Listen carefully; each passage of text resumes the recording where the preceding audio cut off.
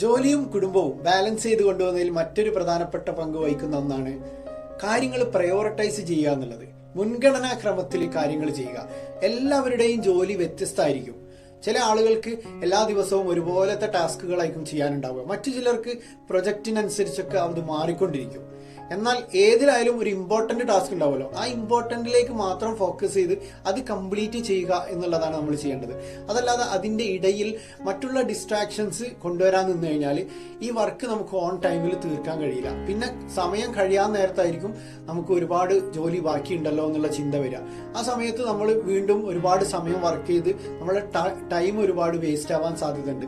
അത് കഴിഞ്ഞിട്ട് പിന്നെ നമുക്ക് കുടുംബത്തിലേക്ക് വന്ന് കാര്യങ്ങളൊക്കെ അവരുമായിട്ട് സമയം ഇൻവെസ്റ്റ് ചെയ്യാനൊന്നും സമയം കിട്ടില്ല.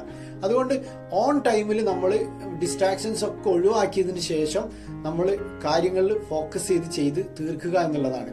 ഒരു മനുഷ്യന്റെ എഫക്റ്റീവ്നെസ് തീരുമാനിക്കുന്നത് ഒരിക്കലും അദ്ദേഹം ഒരുപാട് നേരം വർക്ക് ചെയ്ത് വലിയ ഹാർഡ് വർക്ക് ചെയ്യുന്ന വ്യക്തി എന്നുള്ള നിലക്കല്ല. ഓൺ ടൈമിൽ അയാൾക്ക് അനുവദിച്ചിട്ടുള്ള സമയത്തിൽ അയാളുടെ വർക്ക് എത്രത്തോളം ഭംഗിയായിട്ട് അദ്ദേഹം തീർക്കുന്നുവോ അതിനനുസരിച്ചാണ് ആ വ്യക്തിയുടെ എഫക്റ്റീവ്നെസ് തീരുമാനിക്കുക.